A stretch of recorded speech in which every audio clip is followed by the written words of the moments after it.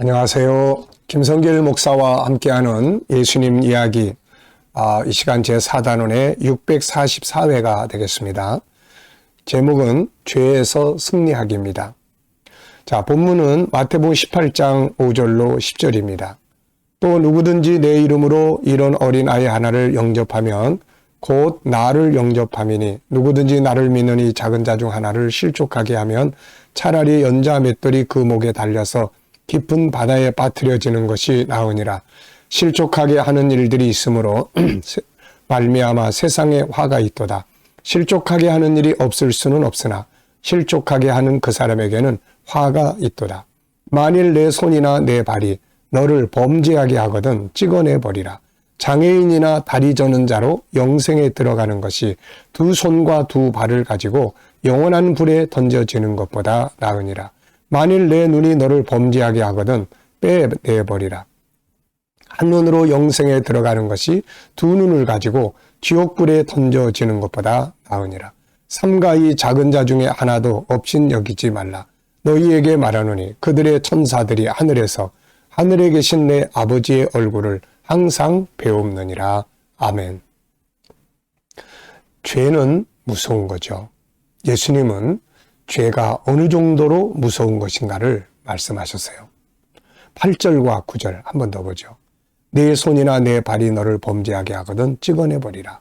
장애인이나 다리 저는 자로 영생에 들어가는 것이 두 손과 두 발을 가지고 영원한 불에 던져지는 것보다 나으니라. 만일 내 눈이 너를 범죄하게 하거든 빼내버리라. 한 눈으로 영생에 들어가는 것이 두 눈을 가지고 지옥불에 던져지는 것보다 나으니라. 아멘.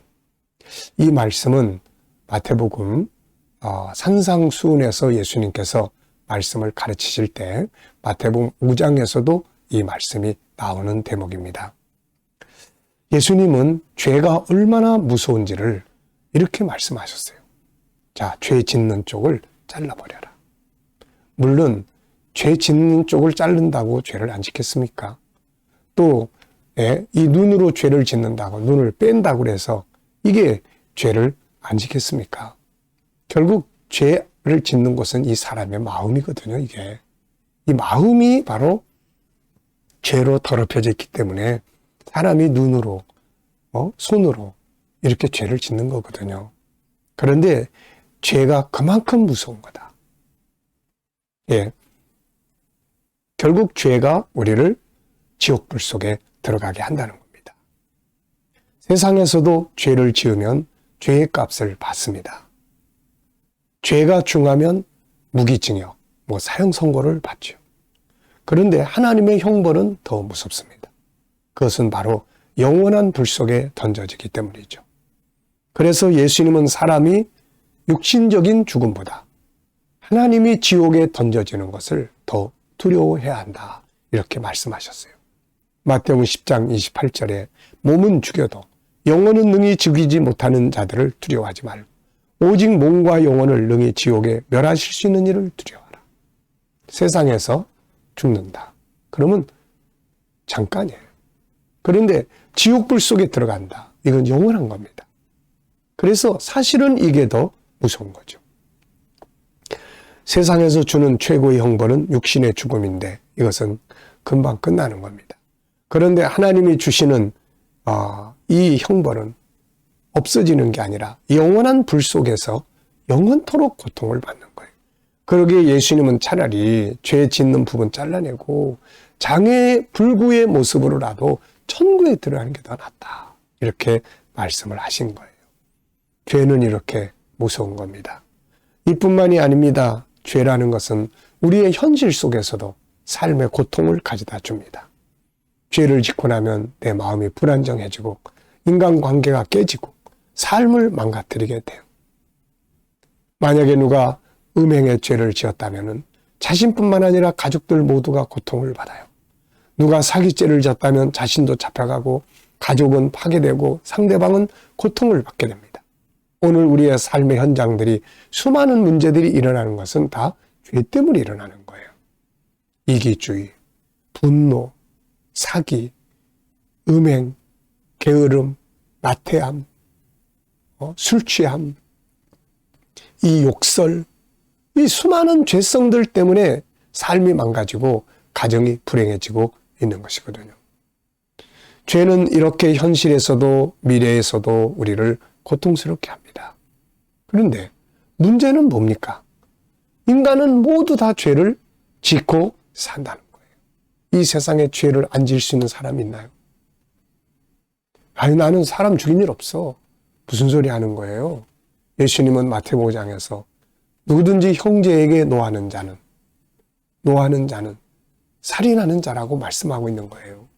형제에게 분노하면 그게 살인이란 말이죠. 그러니 죄 안 짓는 자가 어디 있겠습니까? 그래서 사도 바울은 이렇게 이야기해요. 로마서 3장 9절 10절을 보면 그러면 어떠하냐? 우리는 나으냐? 결코 아니다. 유대인이나 헬라인이나 다 죄 아래 있다고 우리가 이미 선언하였느니라. 기록된 바 의인은 없나니 하나도 없다. 이렇게 바울은 정의해 주고 있어요. 그렇습니다. 세상에 죄를 안 짓고 사는 자는 없어요. 그렇다면 이 죄 문제를 어떻게 해결할 수 있을까요? 어떻게 죄에서 승리할 수 있을까요? 세 가지 방법이 있습니다. 이걸 잘 기억해 두십시오. 첫째, 예수 그리스도의 십자가를 믿음으로 완전하게 죄에서 자유하게 됩니다. 본질적으로 죄를 해결하는 방법이에요. 예수님의 십자가를 믿음으로 죄에서 자유할 수 있어요. 예수님의 십자가는 우리가 짓는 죄를 대신해서 형벌받은 거예요. 그래서 요한복음 1장 29절에서 세상 죄를 지고 가는 하나님 어린 양을 보라. 이사야 53장 6절에서 우리는 다 양 같아서 그릇 행하여 곁길로 갔거늘 여호와께서는 우리들의 죄악을 우리 무리의 죄악을 그에게 담당시키셨도다. 이것을 대속이라고 합니다.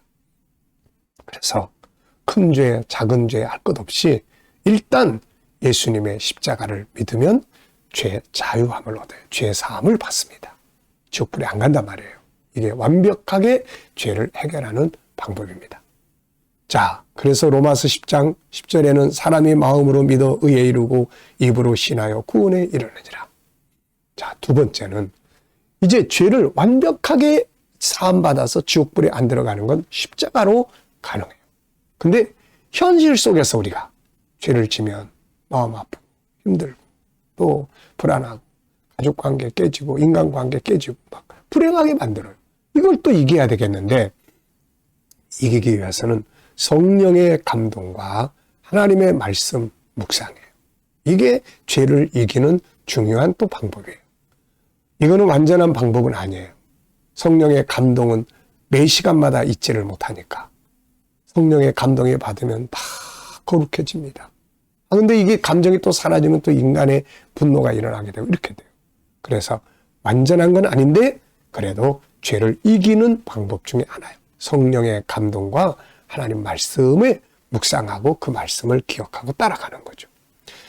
자, 세 번째는 이것도 또 아주 중요한 거예요. 완벽한 방법은 이것도 아니지만은 완벽한 방법은 십자가를 믿고 죄사함 받는 것 이거밖에 없는 거예요.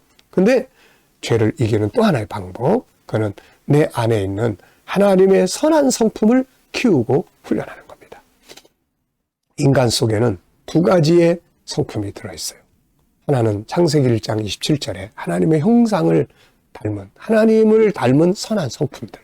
또 하나는 창세기 3장에서 들어온 이 나쁜 놈, 바로 죄의 요소가 우리 안에 있는 거예요.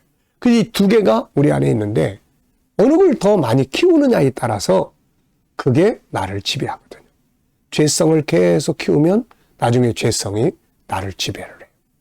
그런데 하나님의 선한 성품, 우리 5-14라고 하는 하나님의 성품 있잖아요. 이걸 자꾸 키우고 훈련하면은 나중에 선한 성품이 더 커져요. 그래서 바울이 로마서 12장에 있는 것처럼 선으로 악을 이길 수가 있게 되는 거죠. 그래서 내 안에 있는 선한 성품들, 유일성의 성품, 인격성의 성품, 거룩성의 성품, 또 사랑성의 성품, 영원성의 성품들을 잘 이렇게 키워가야 돼요. 이거는 G7 운동입니다. 자, 우리가 죄는 두려운 거예요. 무서운 거예요. 근데 죄를 안 질 수는 없어. 근데 승리하는 방법은 있습니다. 완벽한 승리의 방법은 십자가. 그 다음에 성령의 감동과 말씀 묵상. 그 다음에 내 안에는 하나님의 선한 성품을 자꾸 키우는 거예요. 분노를 안 하고 싶은 사람은 분노를 안 하려고만 노력하지 말고 온유를 키우면 되거든요.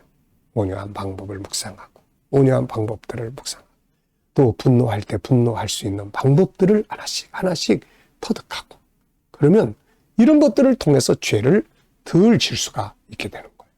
자, 여러분 오늘도 죄에서 승리하는 하루가 되시길 바랍니다. 감사합니다.